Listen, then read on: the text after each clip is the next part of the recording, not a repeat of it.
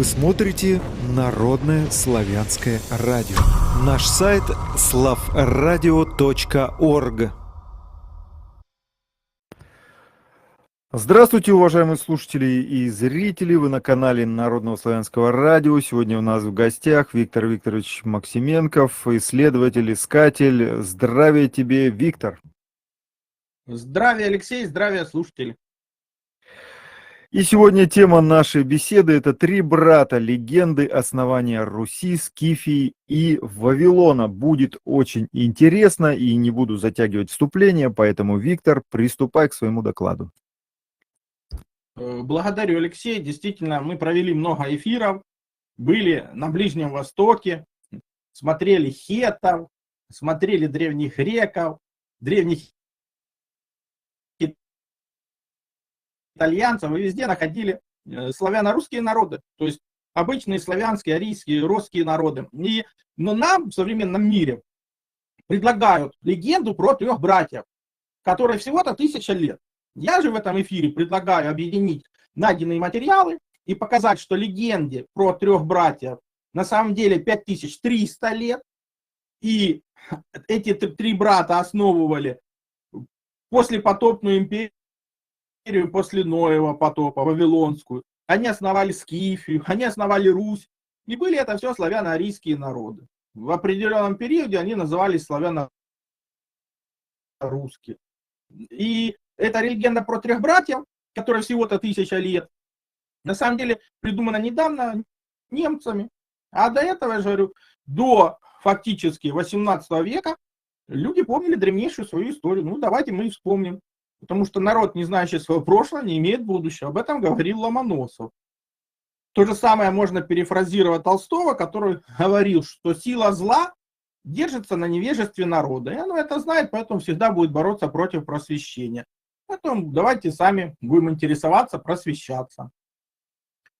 Если вспомнить эту легенду, про которую все рассказывают в школе, которая по современному летоисчислению относится примерно к 862 году, то, вот, например, книга Иловайского «Разыскание о начале Руси», Москва, 1882 год.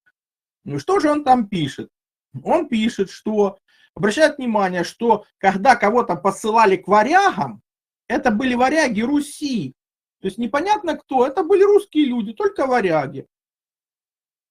При этом они как бы делают замечание, что да, есть другие, там, мурмане, англичане. Это наши варяги, те же самые наши родственники. Но при этом это всего лишь легенда, которая была внедрена в 18 веке. А кто же ее внедрял? Байер, Струбы, Миллер, Тунман, Стритер, Шлёцер, Лехберг. То есть чисто русские фамилии. То есть большинство из этих персонажей, они даже русского языка не знали. При этом русскую историю писали. А кто же выступал против подобных легенд и доказывал, что они несостоятельны, нет никаких оснований? Ломоносов, Татищев, Эверест, Нейман, Кочиновский, Морошкин, Савельев. И вот этот же Иловайский доказывает, что это легенда, которая 1000 лет, всего лишь легенда. Если было какое-то призвание, то эти люди были точно такие же русские люди, никакие другие. Не было там никаких шведов, скандинавов, которые что-то пришли и построили какую-то государственность раньше, чем сделали это для себя. У них ее не было. Но кто вообще такие варяги? Дело в том, что в современной науке из-за того, что тотально забывается и не знается русский язык, они не могут понять простые как бы слова, которые четко по-русски написаны. То есть в русском языке нет буквы «я», есть буква «ра». Поэтому это не варяги, а варраги. Они что-то варят. Что же такое раги или рага, она же агар. То есть это люди, которые живут у моря и вываривают соль. Ну и производят из водорослей питательные вещества, красители, рыбу, соответственно, добывают. Тот же Ломоносов с таким же обозом в Москву и попал. С каким? С рыбным. То есть агар – это царь скифов, известный еще в IV веке до нашей эры. Агар-агар – это продукт, получаемый из красных бурых водорослей. То есть арага на санскрите – это краска. Ну, соответственно, в те времена соль была дорогим продуктом. Во-первых, ее надо было добывать, во-вторых, ей надо было торговать. И понятно, что добывать ее можно было там, где есть моря, там, где есть соль, как бы из воды добывать. Соответственно, это все охраняли, транспортировали, продавали, дорогой продукт. Соответственно, было за что содержать дружину. Вот и весь секрет, потому что варяги – это профессия, это не национальность какая-то конкретная. Почему, опять же, в летописи названы варяги Руси? То есть непонятно кто, а именно русские люди, просто которые занимаются этим промыслом. Но давайте вспомним эту легенду про 3 этих братьев. Что же мы читаем, как говорится, в дальнейшем? Вот что мы читаем в дальнейшем. Повесть временных лет, в лето 6390, заметьте, самый древний в мире календарь никем не изучается. Говорят, что Византия, а Византия существовала всего 1000 лет. Приходим в тот регион, и многие тысячи лет там не Византия, а славяно-русские народы, то хетты, то троянцы, то греки. Ну ладно, не об этом речь. Вот 6390 лета, или 882 по католическому, Олег выступает в поход, согласно легендам. Много берет своих воинов, варягов, чуть, славян, мерек, ривичей, овладевает городом Словенском, садит своих мужей, идет дальше и идет к Киеву, где правят Аскольд и Дир. Прячет своих воинов в ладьях, остается, как бы они остаются позади, они подходят к определенной горе и послов к Аскольду и Диру направляют. Говорят: мы, купцы, идем в греки от Олега и княжича Игоря. Придите к нам, к родичам своим. То есть подождите, дорогие друзья. Он же прямо говорит, что они родственники. То есть что, Аскольд и Дир это тоже скандинавы, что ли? Нет, это россы. Но выходят эти Аскольд и Дир. Понятно, что они их окружают воинами. И он говорит: вы не княжеского рода, я княжеского рода, а это сын Рюрика. Аскольд и Дир погибают. Соответственно, в чем тут суть?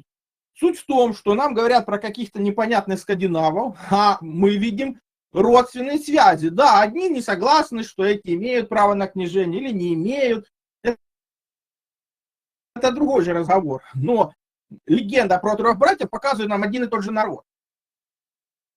Один и тот же. Если мы как бы пойдем дальше смотреть, то даже мы были с вами у хеттов. У хеттов, при том, что... Почему я показываю двухглавого этого орла? Потому что по славянской традиции слева это птица Ра, а справа рог.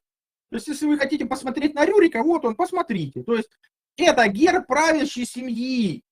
То есть, товарищ Рюрик, это может быть, конечно, имя собственное, но по факту это двуглавый орел, который мы видели где? У хеттов. А хетты — это 2-е тысячелетие до нашей эры, территория Турции, что мы и рассматривали. И в сегодняшней символике он опять же присутствует. Поэтому тут ничего неудивительного-то нет. То есть прямая связь. Но если мы вернемся к Аскольду и Диру, то в исторических топографических известиях по древности России Засецкого 1777 года он пишет, что славяне были управляемы князьями Кий, Щек и Харив. Ну подождите, это ж опять 3 брата. То есть старший Кий в 430 году на реке Днепр град по своему имени строит.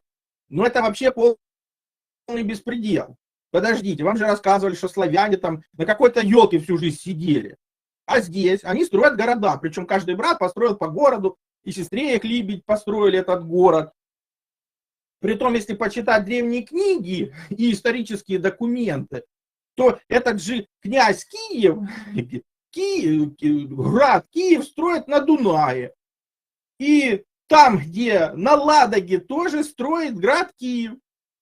То есть и это все строят славяне, которые как бы изначально возвращаются с Дуная. Напомню вам, 4-5 век нашей эры – это очень темная история, по словам науки, потому что там было готское нашествие, исчезли куда-то непонятно готы, скифы, а в 6 веке они говорят: о, а вот это уже славяне появились. Здесь же славяне названы в 5 веке, и возвращаются они как раз после гунского нашествия, то есть вот эти славяне это и есть эти гунны. И опять мы видим эту легенду про 3 братьев. Но это уже легенда не 9 века, а 5. И здесь в этой легенде опять контроль торговых путей Днепра, Дуная, ну и Ладоги, потому что из Ладоги можно ж попасть как раз в Волгу и, соответственно, в Каспий. И, соответственно, те же варяги, опять же, контролировать морское побережье, чтобы добывать соль. Ну, ею торговать вглубь континента. Опять же, показываю вам эти основные торговые пути. О чем тут разговор? То есть, если вы контролируете как раз реку Нева, Ладожское озеро, то вы можете попасть торговыми путями в Балтийское море, там торговать, по Волге торговать, до Каспия доходить. Соответственно, вам нужно контролировать вот это место, чтобы, опять же, в Дон перейти и, опять же, иметь возможность выходить в Черное Азовское море. То есть здесь идет речь про контроль торговых путей. И тот путь из Варяг-реки, это не путь по Днепру, там пороги, там неудобно, а путь именно по Дунаю в Рейн. Поэтому даже если тот Рюрик существовал, это были какие-то славяне, которые жили вот на реке Рейн. Вот и весь секрет. А по факту идет контроль 3 основных торговых путей. Почему Киев мы видим, он есть и на Дунае, он есть и на Рейне, он есть и на Днепре, и он есть и на Ладоге. Потому что Киев это вообще защитное сооружение славянское, ну по факту. Но ладно, с этим бог с ним. Ну, дело в том, что этих легенд про 3 братьев, ну вагон и маленькая тележка. Кстати, они известны историкам. Согласно Великопольской хронике, в древних книгах пишут, что Панония является матерью и прародительницей всех славянских народов. Подождите, внимание. От этих панонцев родилось 3 брата, сыновья Пана. Владыка панонцев, его имя Лех.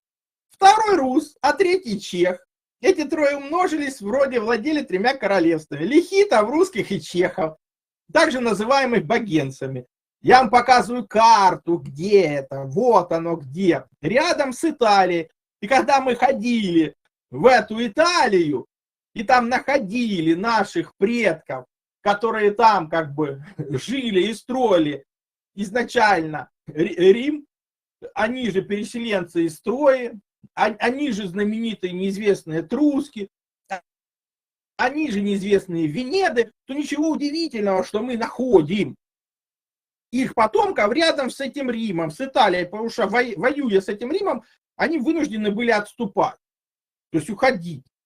И отсюда здесь вот этой вот Норик, Верхняя Панония, Нижняя Панония, оказывается, тут живут русские, лехи, чехи, то есть современные поляки, чехи, ну и русы.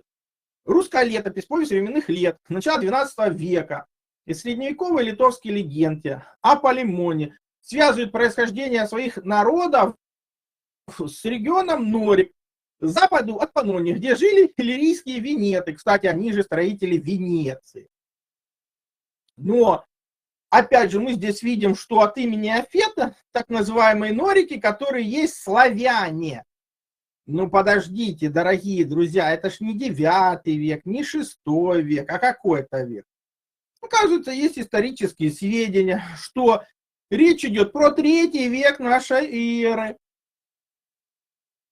Вот, есть легенда об образовании чешского народа, описанная в книге Прокопа Слободы, где он пишет, что в 278 году очень знатный вельможа чех с братьями своими Лехом и Русом, ну, с приятелями, родом, они умножились, но из-за постоянных нападок Римской империи, римского военачальника Аврелия, который охранял Иллирию вооруженной рукой, настолько притеснял его род, что они подняли против него восстание, ну, мягко говоря, убили его. Вследствие чего, боясь могучей руки римлян, все-таки оставили свое отечество и ушли. И это все, нам скажут, это легенды. Ну, вам, во-первых, втирают самую молодую легенду, а во-вторых, эта легенда имеет подтверждение у так называемых любимых нашими историками римлян. Потому что у них подтверждается восстание против Марка Аврелия Кара в Норике и Реке в 282 году, в результате которых был убит римский император, и власть перешла к Кару. То есть в хронике польской Матвея Стрелковского 1522 года эпоним русских предстает братом или потомком Леха, предка поляков и чехов. В общем, про отцом их назван Мосах, сын Иофета. Это тот Иофет, которого мы еще в Греции видели, и который переводится как расширение, или народы максимально расширенные. То есть слева изображение этого императора, а справа вот эта легенда про поляков, чехов и русских. Ну подождите, опять три брата. Ну это 3 век нашей эры. И они ведут борьбу с Римом, который постоянно атакуют, нападают, притесняют, им приходится как бы отступать под этими постоянными войнами и ударами. При том, что это был 3 век нашей эры. Но если мы вспомним про скифов, которые по официальной версии существовали в 7 веке до нашей эры, а в 4 веке нашей эры куда-то пропали, на самом деле никуда, но все-таки, по мнению науки, пропали. То есть пришлось много раз обрезать это все, обрезать, нарезать непонятные народы, называть их по-разному, лишь бы это не были славяне. Но если присмотреться, давайте присмотримся к легендам Геродота. Вот аж отец истории все-таки. Что там про скифов-то пишет? Скифы появились на своей земле как первый ее народ за 1000 лет до нашествия Дария, то есть 2-е тысячелетие до нашей эры. Опять Геродот с современными историками как бы не согласен. Их первопредок Таргитай. Напоминаю, Тара — это полярная звезда. Тарх — это, например, название нашего внутреннего солнца.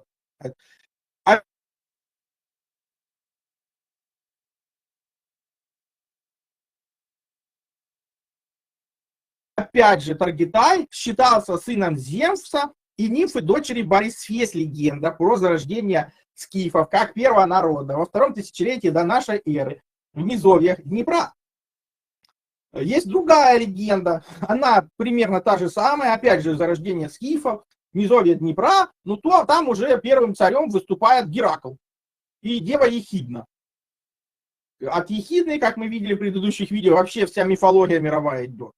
Там все вот эти мифологические персонажи, они произошли от легенды. Но в первой легенде рассказывается о скифах-земледельцах. Опять же, в наше время это запрещено. Скифы непонятно кто, непонятно куда. Хотя само название скиф — это житель скита, защищенного поселения. То есть те, кто не знает русский язык, они просто русские же слова извращают до невозможности. То есть житель защищенного поселения превращается в скитальца. Хотя скиталец — это тот, кто перемещается между защищенными поселениями, неся тайное послание. Ну тоже одно из символов вот этого скитала, тайнописи русского. Ну не об этом сейчас речь. Если мы посмотрим эти легенды про человека по имени Таргитай, то оказывается, у него было, как вы думаете, сколько у него было сыновей? Ну, конечно, 3. Липоксай, Апоксай и Калаксай. Упали там божественные предметы, плуг упал. Зачем плуг? Тем, кто не занимается земледелием. Ярмо упало, опять же, ну, понятно, лошади там. Секира упала и чаша. Ну, во-первых, я обращаю внимание на все, что это металл. То есть его, извините меня, задницу лошади не обработаешь. Его надо добыть, обработать, это надо уметь, при этом применять огонь, топливо. И опять же, где это лошадь будет делать, кто это делает, или корова, или бык, кто это делает из животных? Никто, человек. А для этого мастерская нужна. Для этого надо знать эти металлы, работать, но современной науке это не указ, вам все показалось. Надо просто верить, главное не задавайте вопросов никаких. Ну мы там можем почитать и задать эти вопросы.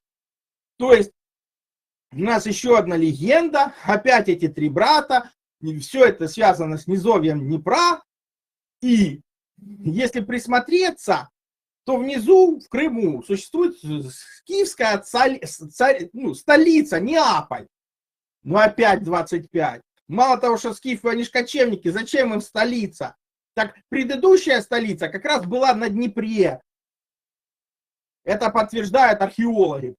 А говорит это о том, что я показывал опять же все видео, все эти монеты, все эти морские города — это скифские поселения. Там есть греки, они торгуют со скифами, закупают металл и зерно. Иначе у них нет другого источника для еды. Разве кроме Египет только остается.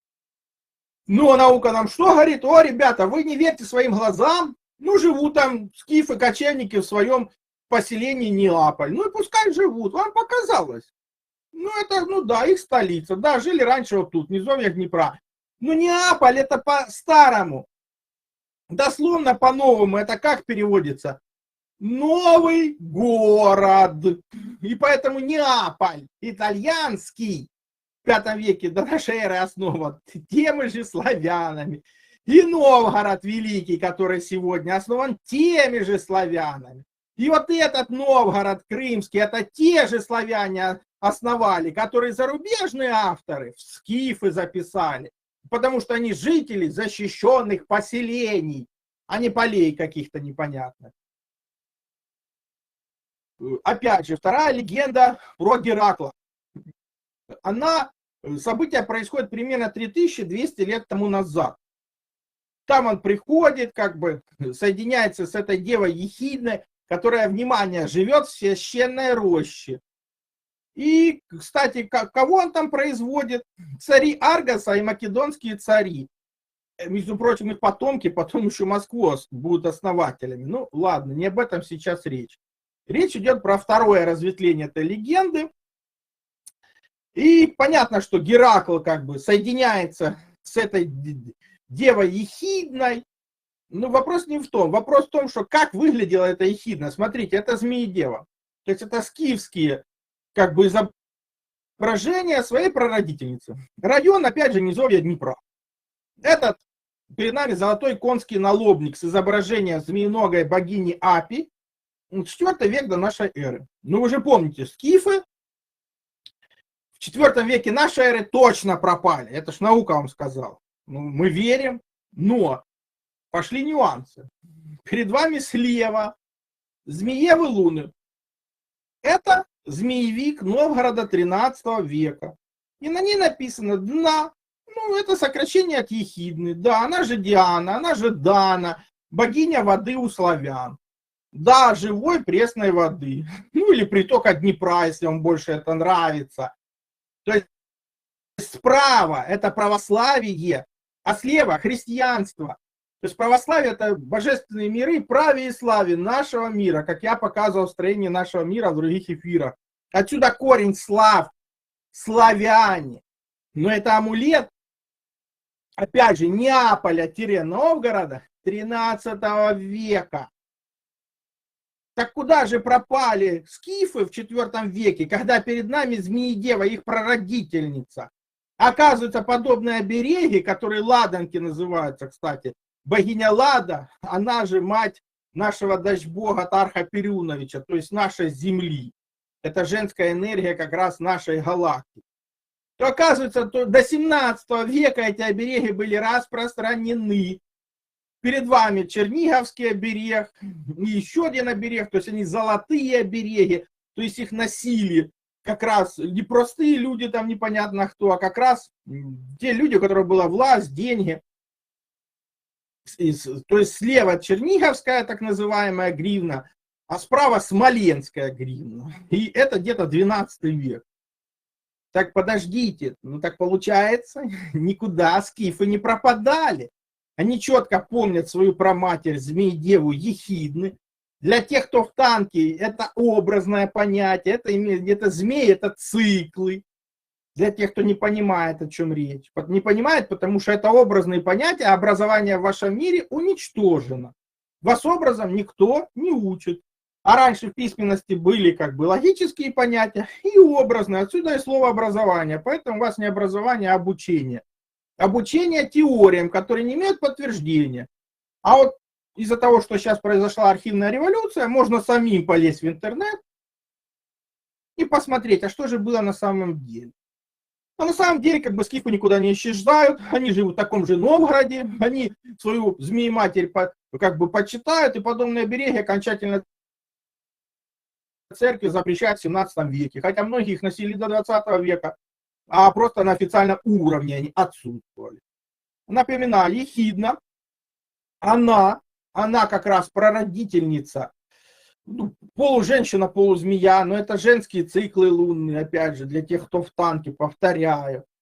Она дочь Тартара и Геи. Отсюда и те знаменитые тартары. Она жена, как бы, Тифона. Она, внимание, мать двухглавого пса Орфа, трехглавого Цербера, лирнейской гидры, немейского льва, химеры, сфинкса, колхидского льва, Эфона, орла Зевса, который клевал печень Прометея. То есть вся мифология завязана на прародительницу скифа, вы услышите вообще на секундочку. А справа вот эта этрусская химера, которая сегодня ее Горыныч или Георгий как раз побеждает копьем. А по факту это все символы астрономические. И наши предки их несли от Египта до Италии, до Ближнего Дальнего Востока. Почему они сегодня присутствуют в мифологии? Ну так вот это Ехидны и Геракла, как вы думаете, сколько было сыновей?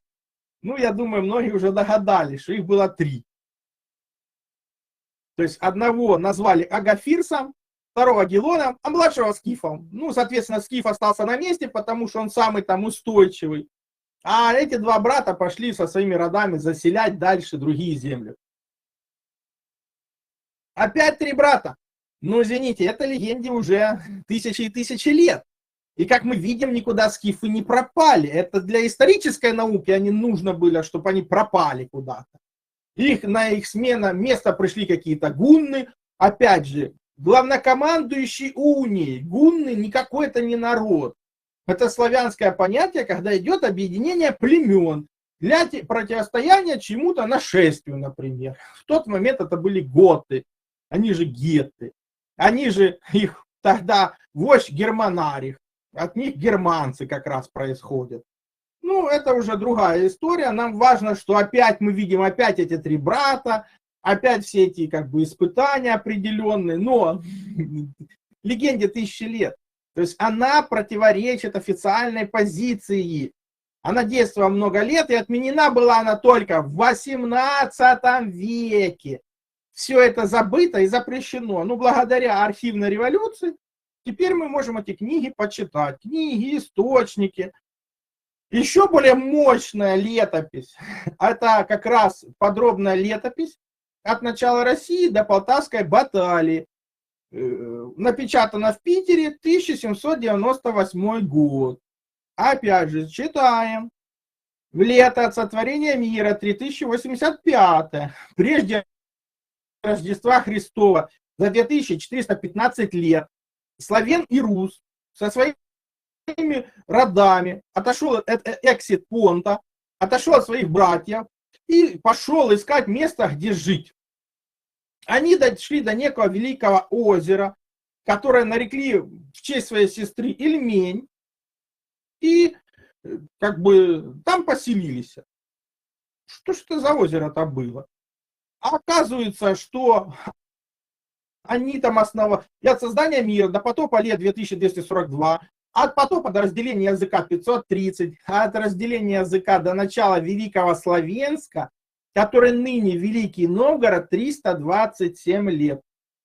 А всех лет от сотворения света до начала Славенска Великого 3099.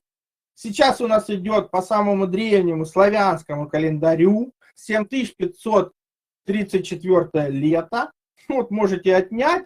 Что мы получаем? Сколько же Великому Новгороду? Он же изначально Славенск, созданный братьями Славенском и Русом, которые шли расселяться, как бы занимать земли после потопа. С Вавилона шли. Ему больше 4400 лет. И это есть. Там как раз они закладывают не один, города не закладывают, и не один. Закладывают Русу, которая в наше время называется Старая Руса.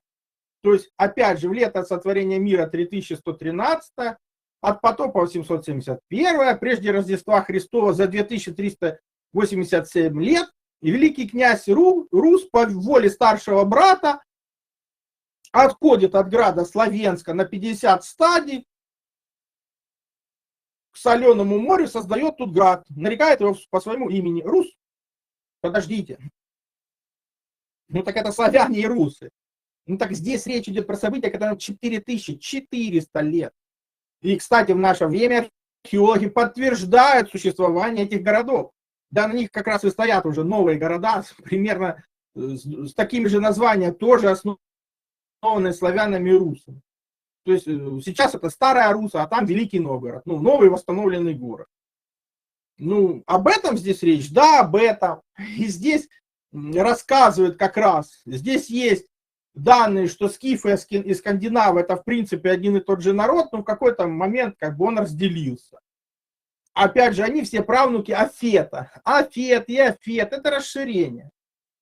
Ну, для тех, кто не понимает, как бы, что это не имена собственные, а то, что вы их воспринимаете, эти образы, как имя собственное. То есть один человек взял и целый народ родил. А как он это сделал-то?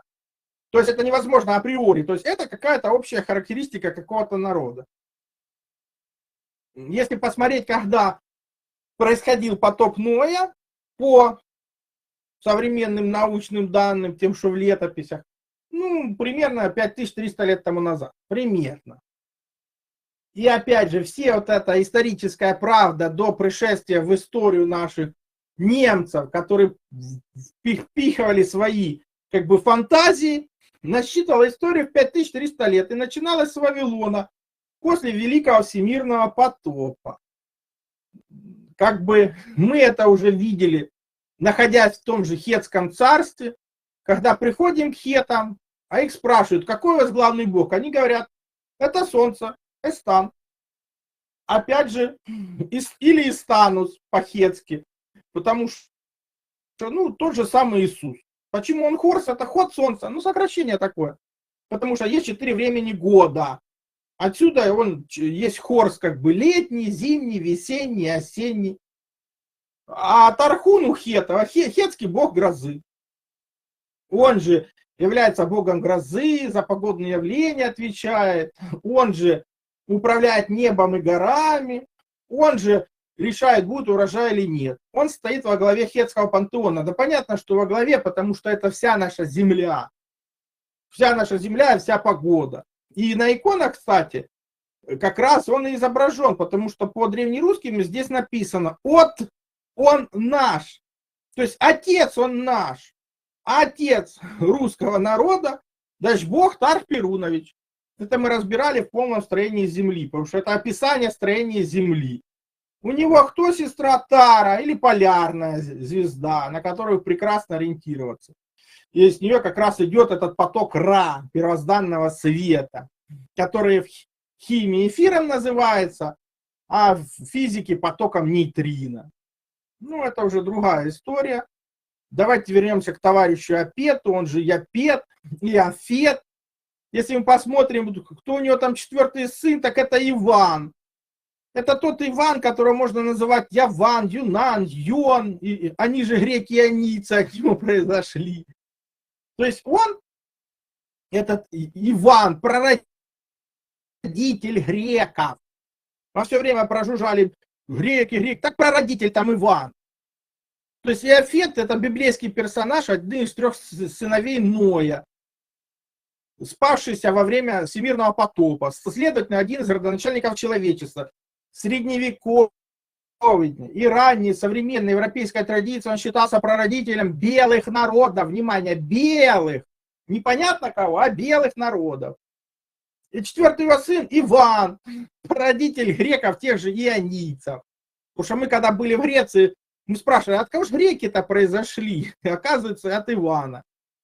Соответственно, от Елисы, его же сына, произошли греки Элизеи, они же иолийцы.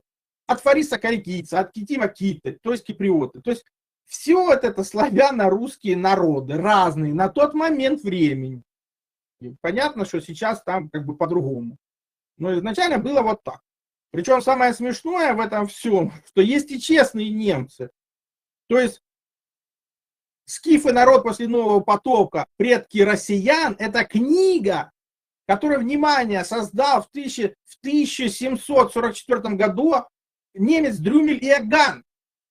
И он доказал, что предки россиян скифы, они как раз выжили после Нового потопа 5300 лет назад. И россияне их как раз потомки. Немец доказал, книга была на немецком, потом ее перевели, в 1785 году опубликовали. То есть происхождение россиян от араратцев, как от первого народа после всемирного потопа. Он и показал, где эта гора Арарат находится. Все он показал, рассказал. Всем рекомендую почитать, потому что сейчас архивная революция, переходи дочитай. Кроме того, у нас есть киевский синопсис. Опять же, знаменитая книга 17 века, где все это было показано, рассказано. Много раз это все разжевали, но в современном мире она запрещена. И не изучают, никому она не интересна. Все рассказывают про то, что там пару немцев придумали. Хотя то, что они придумали, было опровергнуто сразу. Как они это придумали. Сделал это Ломоносов. Его работы есть в сети, которые полностью опровергают и показывают древнейшую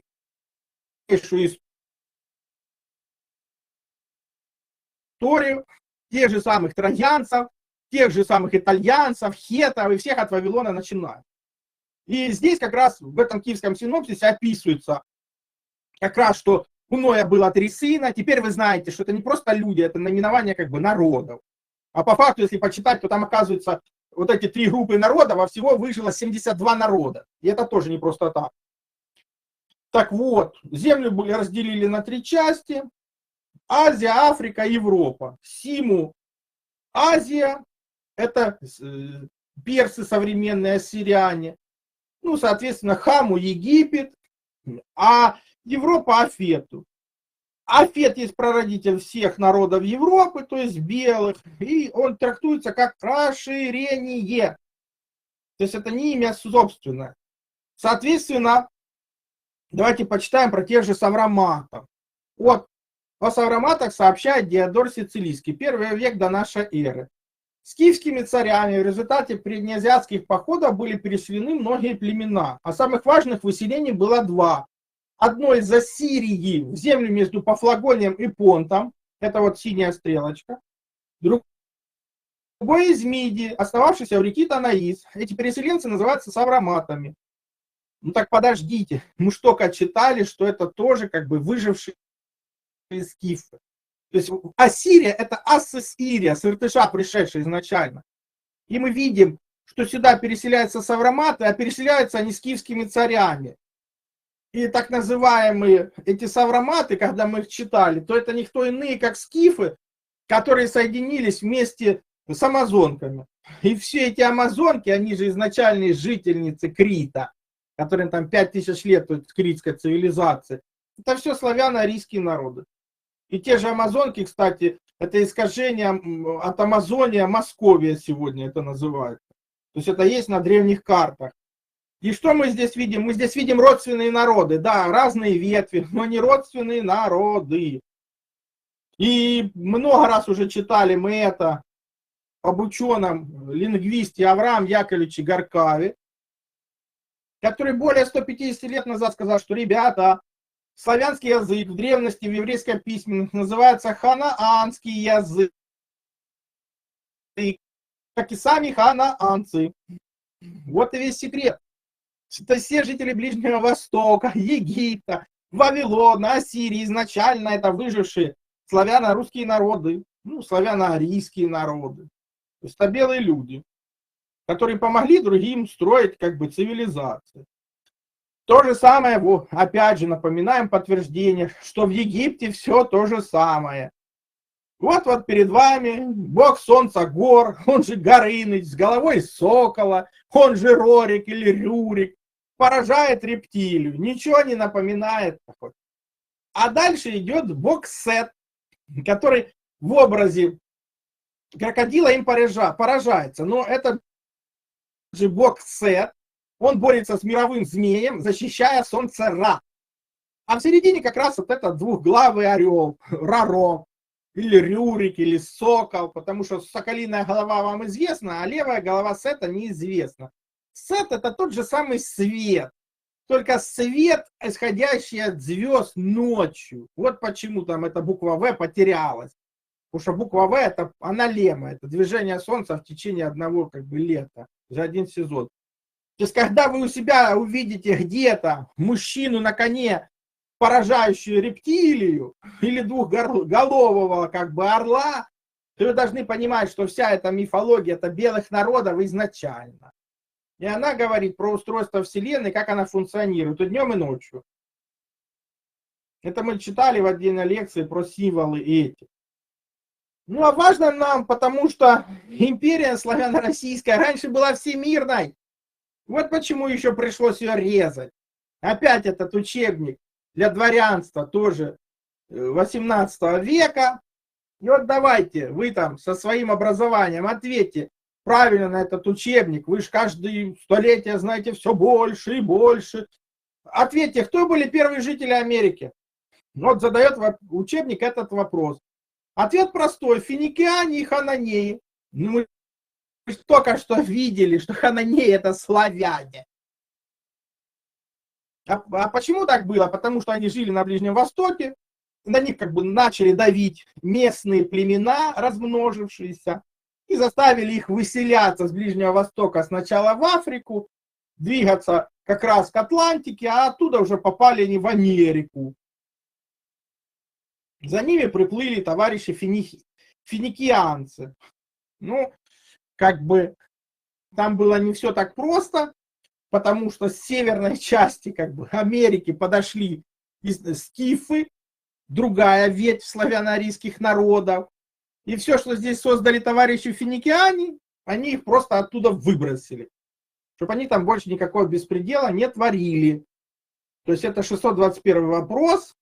Скифы пришли в Америку от севера, разорили все то, что финикиане здесь сделали из той землей, которой завладели. Так этим вопросом тысячи лет. И пару сотен лет назад об этом прекрасно было известно. Эти книги сохранились. Вот оно. Первое основание универсальной истории. Ну, а вам что рассказывают? Про каких-то непонятных индейцев, забывая сказать, что наука четко установила, что они все выходцы из Сибири. И в наши времена, пару сотен лет назад, индейцам европейцы помогали воевать с теми, кто там основал города, скифами.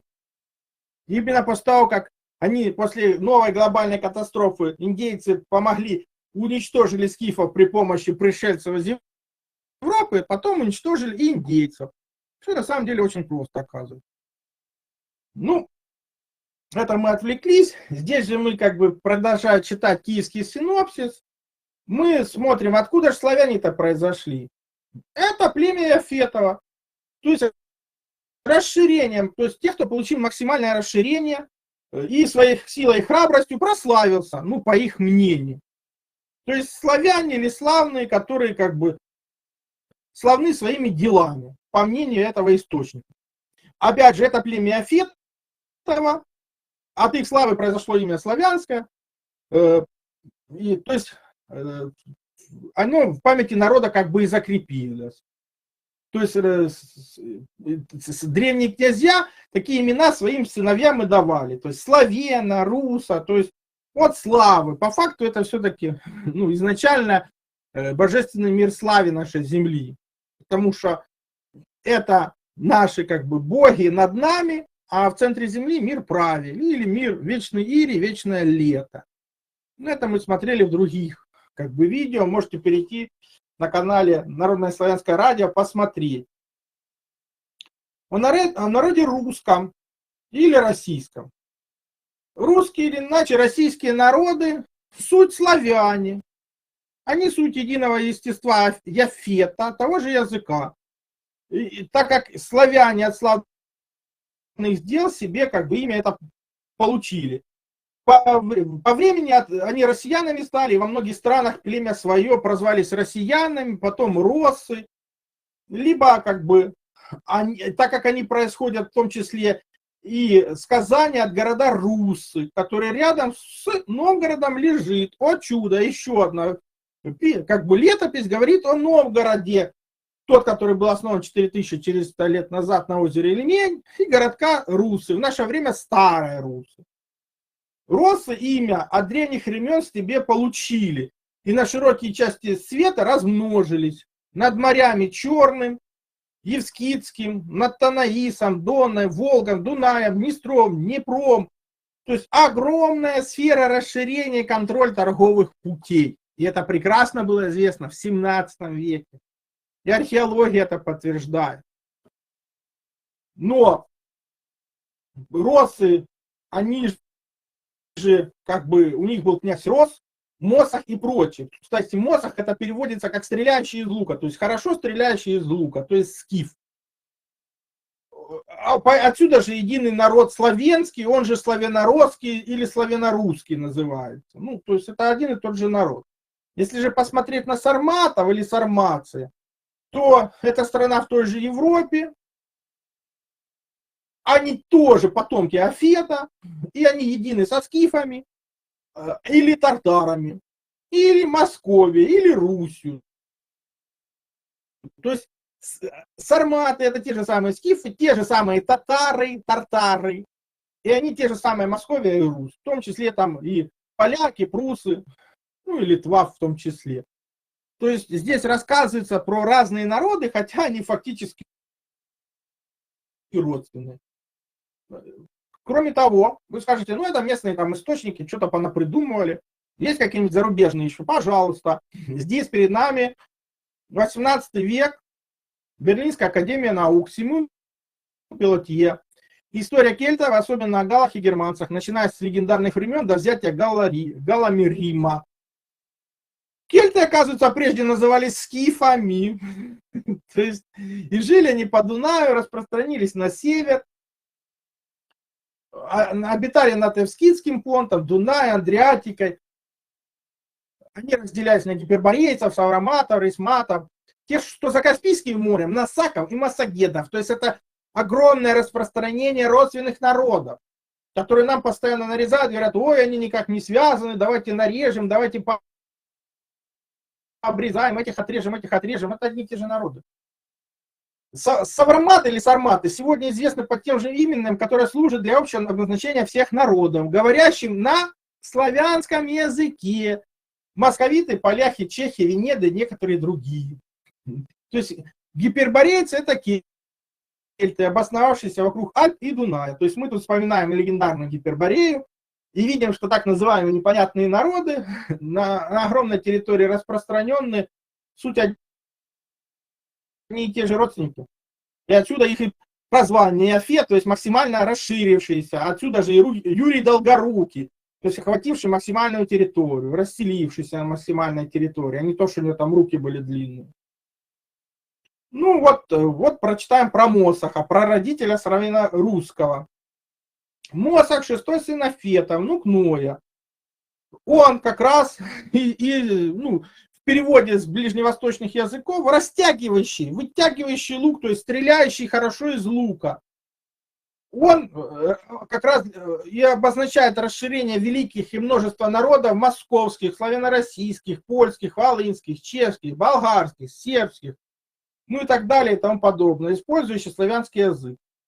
Тот же Мосах по потопу лета 131 вышел из Вавилона с племенами своими и пошел в Азию и в Европу. Над берегами Понта, Черного моря, народы московитов от своего имени, он туда приумножил, и как бы эти народы и заняли Дон, Волгу, Меотиду и многие-многие другие. То есть Афет толкуется как расширение или расширившийся, максимально расширивший. И сказуется с Мосахом, который трактуется как растягивающий, вытягивающий. И так как от Мосаха, праотца славяно-российского, по наследию его не только Москва, народ великий, но и вся Русь или вся Россия произошел. Вот это мнение 17 века. И оно же подтверждается археологией. То есть попадая на так называемый Ближний Восток, Египет, ту же Грецию, ту же Италию древнюю, там все наследие славяно-русских народов, разделенных на огромные части. Это какие-то неизвестные этруски, это какие-то неизвестные хетты, это какие-то неизвестные хатты, это вообще все неизвестные, вот они ниоткуда в никуда. Вот вам надо в это просто верить.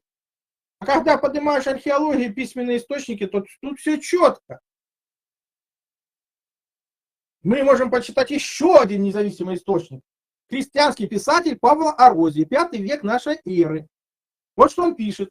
Один из первых ассирийских царей Нин, он же Пани или Панин, внимание, в 2054 году до нашей эры прекратил 1500-летнее господство Скифии в Азии. Так подождите, это как раз и охватывает историю в 5300 лет, что скифы господствуют в Азии.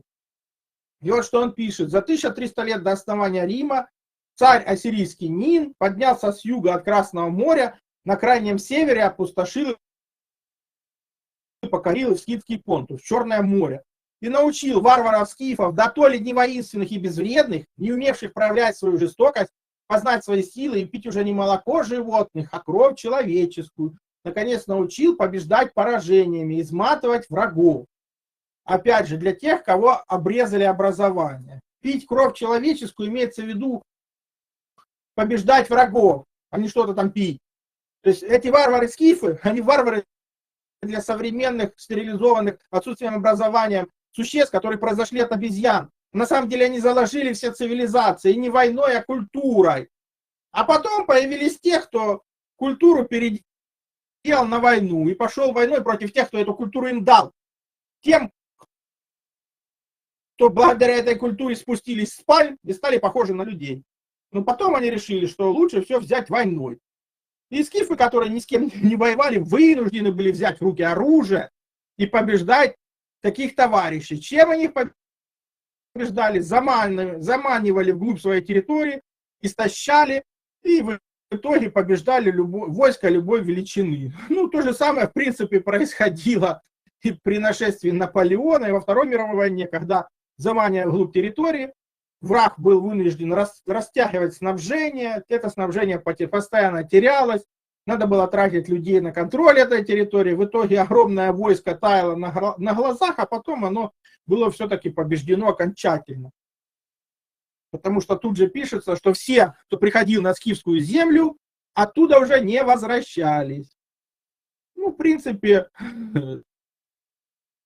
для тех, кто не понял, давайте прочитаем итоговое стихотворение Федора Тютчева. «Русская география», 19 век.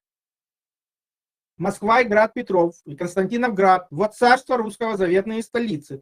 Ну где предел его и где его границы? На север, на восток, на юг и на закат. Грядущим временем судьбы их обличат 7 внутренних морей и 7 великих рек. От Нила до Невы, от Эльбы до Китая, от Волги по Ефрат, от Ганга до Дуная. Вот царство русское, и не придет вовек, как кто провидел дух, и Данил предрек. 19 век. У вас стихотворения подобные читают? Почему-то я жестко сомневаюсь. Разве в Италии, Индии, Персии, даже в Египте нет славянских памятников?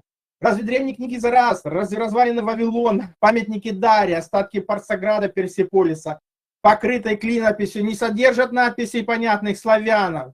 Англичане, французы и немцы смотрят на это и не могут понять. Мы, славяне, можем довести эти исследования до конца только в том случае, если дети и внуки наши захотят пойти по нашим следам. Это писал Тадеуш Воланский, за его книги и открытия и переводы этих текстов на славянские языки предлагали на этих же книгах и сжечь.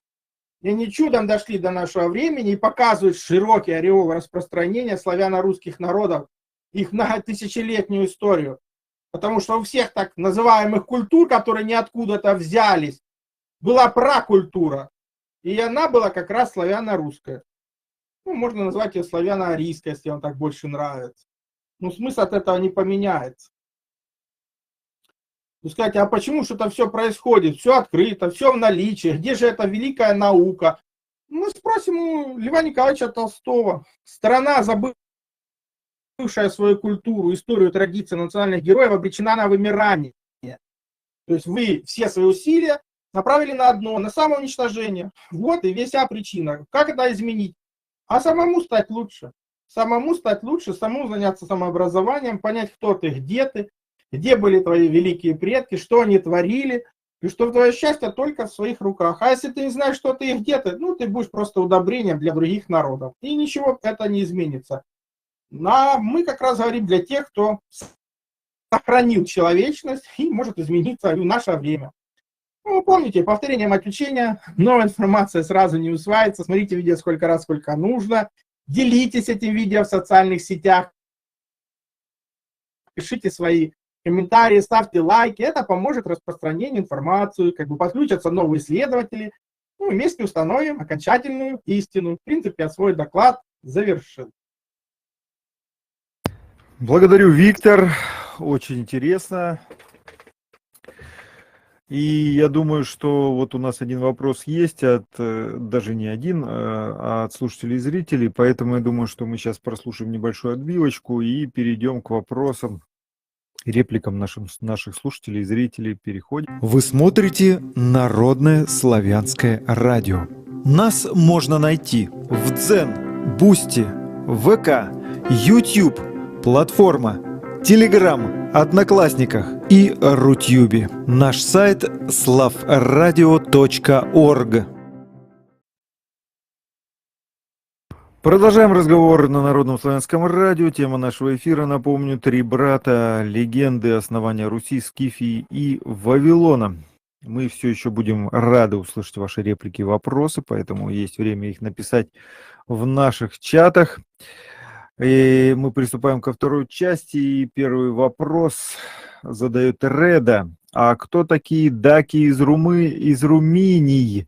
Интересно, они были тоже скифами? Такой вопрос. Совершенно верно, это были один из народов тех. Дело в том, что скифами нас называли тех, кто не был славяно-арийскими народами. И поэтому те же даки – это часть славяно-арийской культуры.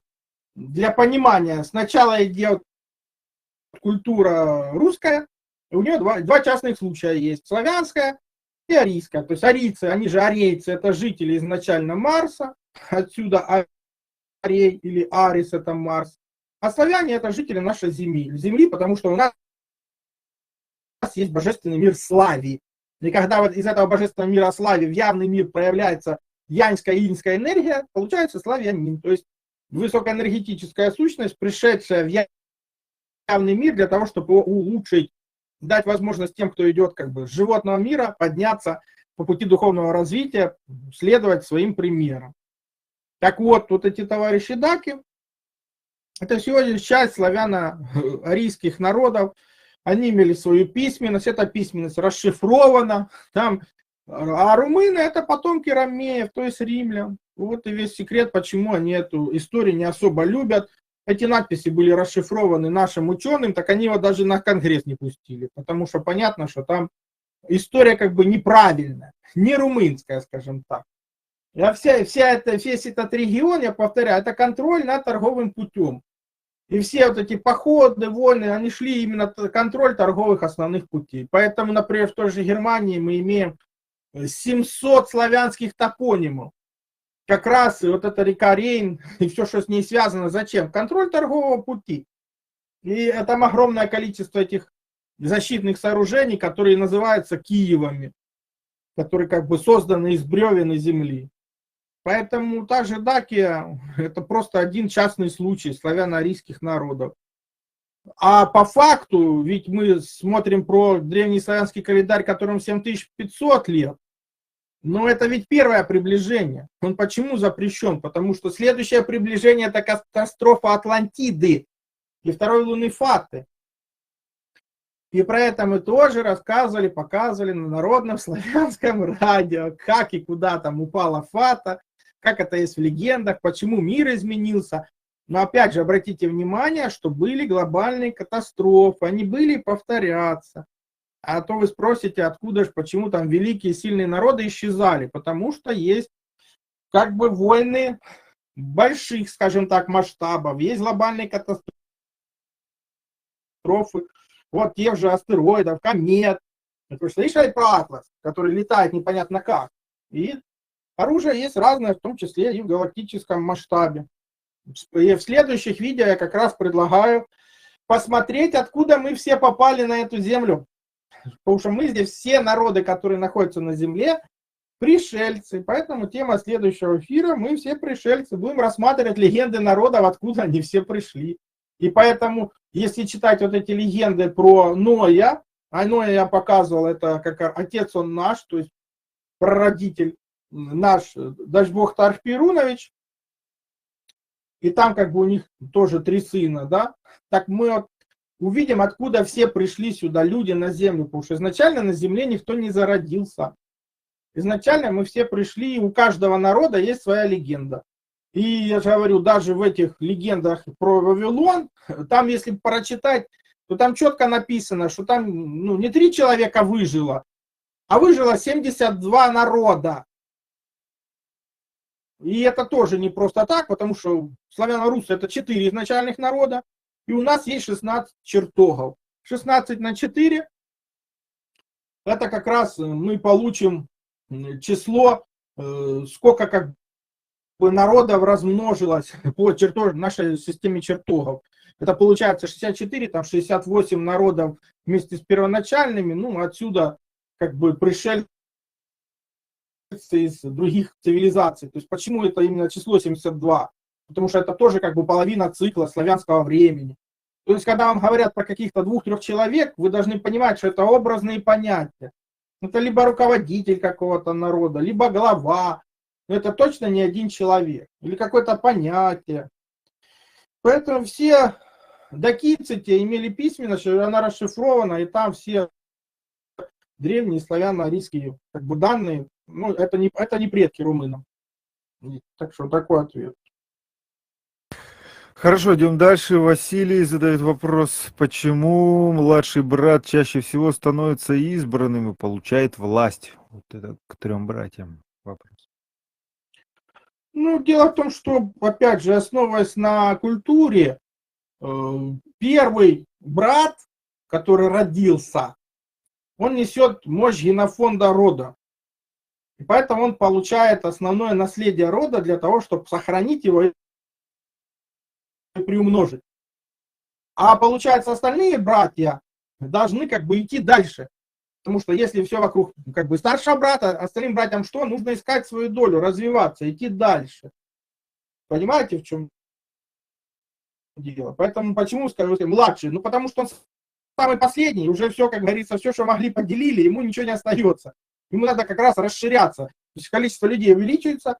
И, кстати, это тоже традиция славяно-арийская. То есть если у вас вы должны пройти как бы 2 дня пешком, и можете основывать новое поселение. Когда поселение достигло 10 тысяч человек, то есть тьмы, часть народа должна брать и уходить дальше, осваивать новые территории, чтобы не нести нагрузку на природу, иначе вы ее просто все съедите, и у вас начнется голод, борьба за выживание. А самым большим городом может быть только столица, где должны жить 144 тысячи человек. Поэтому если ты брат младший, то есть уже как бы все ближнее разделили, тебе надо идти осваивать новые территории. Отсюда там куча чудес, достижений, и как бы приключений. Но все равно он приходит к победному венцу. Вот отсюда, почему там младший брат все время куда-то идет, бегит. А чтобы выжить, нужны таланты. Вот и весь секрет выживания и таких чудес.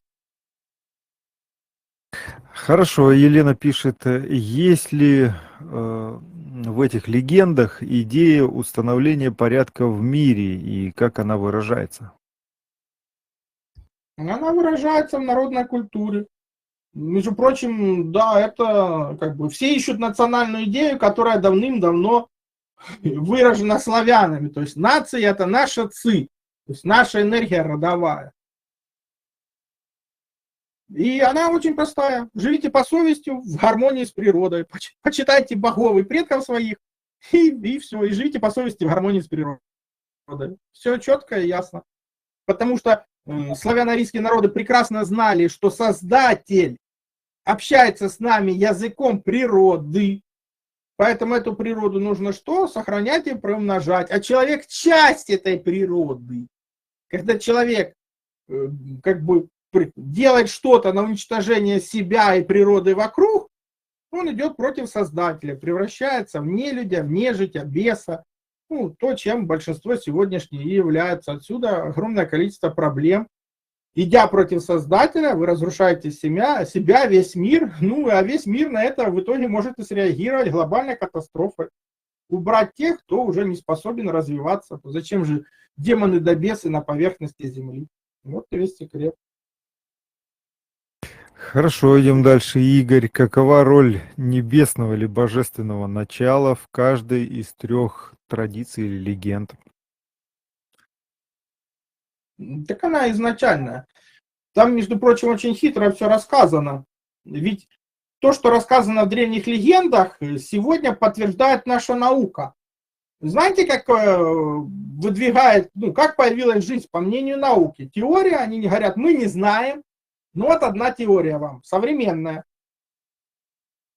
Был какой-то вода, она несла питательные элементы, в нее жахнула молния, и появилось что-то простейшее. И это простейшее потом развивалось, теория эволюции, и доразвивалась. Это теория современной науки. А теперь давайте вспомним про товарища Зевса. И как раз дочь Борисфена, то есть приток Днепра. О чем там речь-то идет? Зевс у нас что? Громовержец, молния, гром. А дочь его, Диана, это Ехидна, дочь Борисфена этого. Это вода. То есть фактически нам в образной манере повторяли легенду о сотворении жизни такой, какой ее представляет одно из них современная наука. Вы понимаете вообще, о чем речь? Уровень понимания прошлой цивилизации и сегодняшней, он не меньше, он даже больше. И они понимали, что все в нашем мире происходит от Создателя. И поэтому и почитали своих предков, потому что они продолжение этого рода. Если тебе наплевать на свой род, ты же уничтожишь и себя, и природу, и все окружающих. Ты идешь против своих создателей, предков, богов. А совесть — это совместная весть. То есть ты поступаешь по жизни так, как будто за тобой стоит весь твой род. Многие сотни тысяч людей, благодаря которым ты в этом мире появился, и ты делаешь любой свой поступок, зная, что они следят за тобой.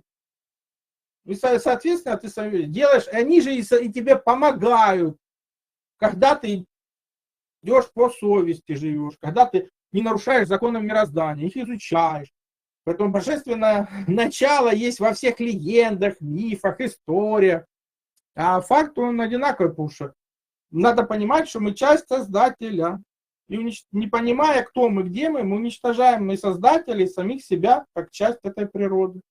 Вот почему славяно-арийские народы – это изучение того, как работает природа. Этого первоначального языка, на котором с нами говорит Создатель. Все, вот весь секрет. Вот вся жизнь, деятельность славяно-арийских народов во все временные эпохи. Хорошо, идем дальше. Вот Реда пишет, это, наверное, по ходу твоего доклада. Кельты тоже, а интересно, язык тоже был один? Не, изначально язык тоже был один. Вспоминайте, мы как раз читали в этих источниках про время от разделения языка. То есть там через 500 с чем-то лет они строят эту Вавилонскую башню, и там вот эти бесы делают так, что язык один разделяется. Современные ученые изучили многие языки и пришли к выводу, что системный язык мозга – это русский и тот язык, который называется сейчас арабский. Почему это так? Да потому что арабам этот язык наши и подарили изначально. Так работает мозг человека. Мы читаем слева направо, а понимаем справа налево. Но в результате того, что в прошедшие времена были эпоха лжи и обмана, вам это все обрезали и оставили чтение слева направо, да еще и кучу символов поубирали.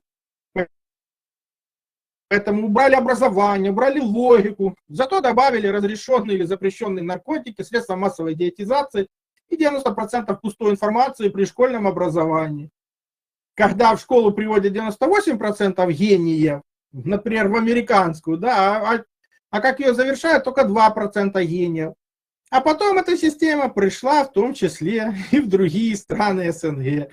И теперь люди совершенно стерильны. Раньше Кеннеди говорил, что Советский Союз угрожает нам не ракетами, а партой системы образования. А сейчас те, кто прошел эту систему, они угрожают только сами себе и окружающим, больше никому. Потому что они совершенно стерильны. И все свои усилия направляют на что? на самоликвидацию и не дружат ни сами с собой, ни с другими существами. Просто являются удобрением для других народов. Вот и весь секрет происходящих событий. Благодарю. Идем дальше. Игорь, какова роль небесного или божественного начала в каждой... А это я уже задавал, да? Вопрос нет? Да. Да, задавал следующий. Да. Ольга дальше задает вопрос. Почему древние народы объясняли свое происхождение через образ братьев, а не одного героя? Ну, это священная троица. Потому что у нас мир... Как минимум тоже трижды проявлен. Ведь мы с вами православные. То есть нас божественный мир это правь. Но откуда идет управление всей землей? Это внутри земли он находится. Над нами это славь. Ближайший к нам высокодуховный мир.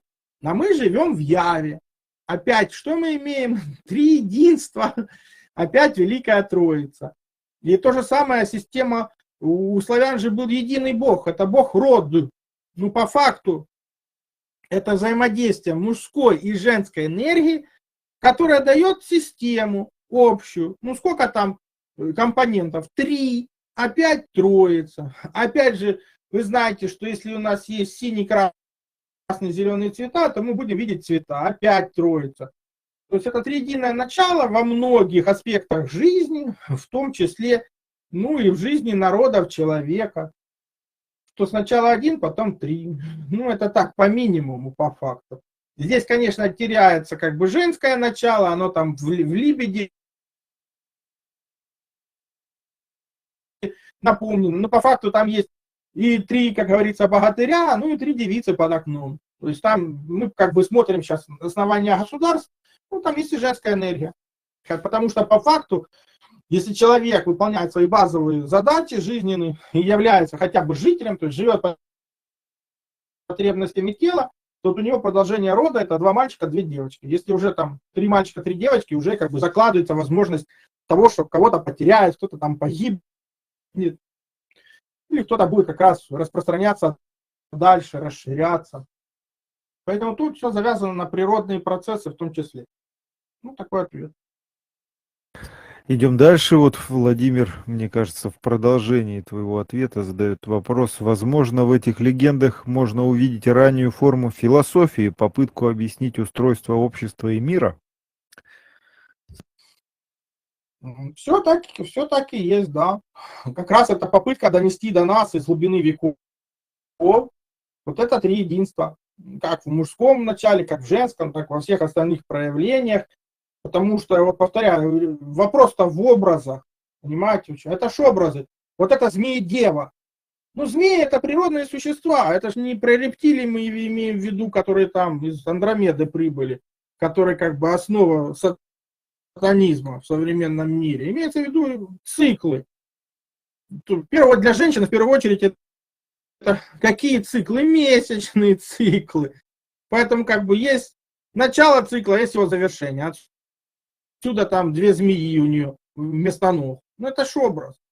А если мы посмотрим на тех же жриц Крита, вот эта минойская цивилизация, они этих змей в руках держали. А если мы посмотрим, то у славяно-арийских народов у женщин такие же права и обязанности, как и у мужчин. А в современном мире, мягко говоря, это не у всех народов даже есть. Подчеркиваю, и права, и обязанности одинаковые. Понимаете, в чем дело? Поэтому, когда нам там рассказывают, там, амазонки, великие воительницы, они греки. Да какие же они греки? У греков современных никакой воинской традиции для женщин нет. Нет никаких прав для женщин. Если посмотреть вглубь веков. А у кого есть также одинаковые права и обязанности для женщин? У славяно-российских народов. У славяно-арийских. Ну, есть это и есть. Поэтому так можно находить наши древние племена. И те же самые амазонки, если почитать. А Амазония Южной Америки и названа от амазонок. Они как раз соединились, там это дети Ареса и какой-то прекрасной нимфы. То есть это как раз амазонки, это соединение как бы арийцев и славян. Вот получились амазонки.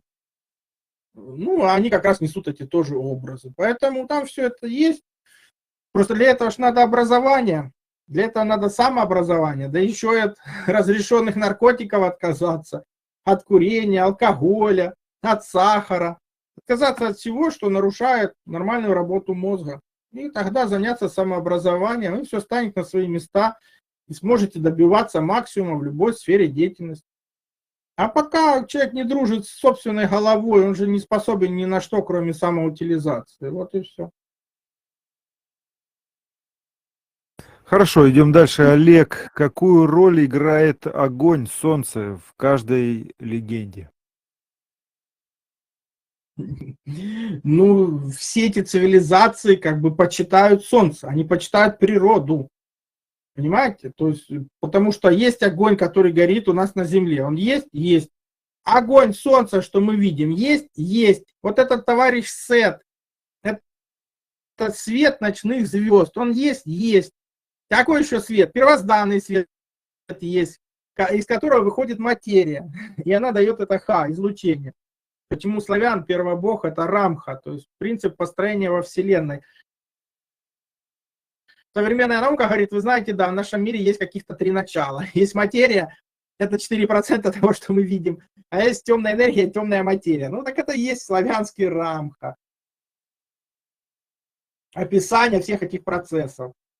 Поэтому огонь, солнце, кстати, огонь это же связь мира нашего физического с миром духовным, потому что изначально, ну если почитать легенды, и мы свет во всех его проявлениях. И физическая материя – это грубо материальный свет. А все наши боги, они где живут? Ну, соответственно, на солнцах. Соответственно, огонь, в том числе даже простого дерева, это прямая связь с духовным миром. Отсюда почитание огня, солнца, света и присутствие везде, во всех легендах. Тот же Зевс, вы прочтите это наоборот, это свет. А Зе это не та Зе, которая там нарисована, это типа молния. То есть свет, но уже молнии. Тут все элементарно на самом деле. Так что все там есть, все завязано, все показано, и мы есть этот свет. Вы знаете даже одного писателя, который там пишет фантастические романы, называя нас, людей, светлых, сияющими. То есть те, кто должны нести свет в этот мир. Когда люди во времена лжи и обмана от этого отказываются, этот мир разрушается, потому что его духовный стержень, а это как раз люди русские, Русь это свет, Ки это стержень, русский это стержень духовный этого мира, несущий свет духовного мира в явный мир, делая явный мир хотя бы приближенно совершенный к духовному. Вот и все секреты. Благодарю, Виктор. И у нас завершающая реплика от Фантом Мастера. Таких людей, как вашу компанию Народное славянское радио, должно быть как можно больше. Жаль, что таких, как вы, не было в моем школьном прошлом. Низкий мой вам всем поклон. Быть добру. Такие добрые слова в сторону нашего радио. И в завершении нашего эфира наш гость всегда желает что-то доброе, светлое нашим слушателям и зрителям. Виктор. Ну, человек правильно сказал, что главное, чтобы таких людей было больше. А чтобы таких людей было больше, ваше счастье в ваших руках, достигать максимума или неимоверных результатов может каждый из нас, кем бы он ни родился, где бы он ни родился. То есть этот путь духовного развития, он открыт. Именно на нем лежат неимоверные достижения и решение всех проблем. И пришло время, как раз эпоха волка началась, буквально 13 лет тому назад. Она будет длиться еще 1600 лет там с копейками. Волк это воля. Это волевые люди, которые уже работают не на энергии чакр половых, а на энергии души. То есть это духовные, душевные люди. Это и есть мы с вами, белые люди, которые выжили, сохранили человечность и которые способны отказаться от негатива, сами стать лучше и показать другим, какой пример надо делать, чтобы другие тоже становились лучше. Иначе вместо этого тогда путь только один — самоликвидации, то есть новой глобальной катастрофы, войны, Но не надо пенять это на духовный мир, вы сами заказываете этот сценарий. То есть, если вы развиваетесь, становитесь лучше, значит и мир станет лучше. Если вы деградируете и идете за демонами, бесами, нежитью и нелюдью, ну, вы сами придете к самоликвидации, вы даете этот запрос в окружающий мир, и природа за вами смотрит и дает то, что вы хотите познать. Поэтому, если вы хотите, и вы можете стать лучше, для этого есть все условия. Поэтому занимайтесь изучением природы, собственной природы, человека, окружающей природы, знайте, кто вы и где вы, и сможете как бы познать этот язык создателя, природный язык, ну, я повторяю, достигать максимальных результатов в любой сфере деятельности. Поэтому благодарю всех за внимание и помните, наше счастье в наших руках. Благодарю, Виктор, за добрые слова, благодарю зрителей за активное участие в эфире, благодарю участников эфира, благодарю людей, которые всячески поддерживают и помогают Народному славянскому радио, помогают мыслью, материальным трудом или иными способами. Благодарим вас за вашу помощь. Но на этом наш эфир на тему «Три брата. Легенды основания Руси, Скифии и Вавилона» завершен, и в гостях был Виктор Викторович Максименков, Алексей Щербаков вел эфир, а за чатом следила Светлана Большакова. Подписывайтесь, друзья, подключайтесь, если темы, которые освещает Народное славянское радио, были интересны и полезны вам, нажмите палец вверх и поделитесь эфиром с друзьями и знакомыми. До новых встреч, оставайтесь с нами. Будет еще много интересного. Вместе сделаем мир лучше. Быть добру. Наш сайт slavradio.org.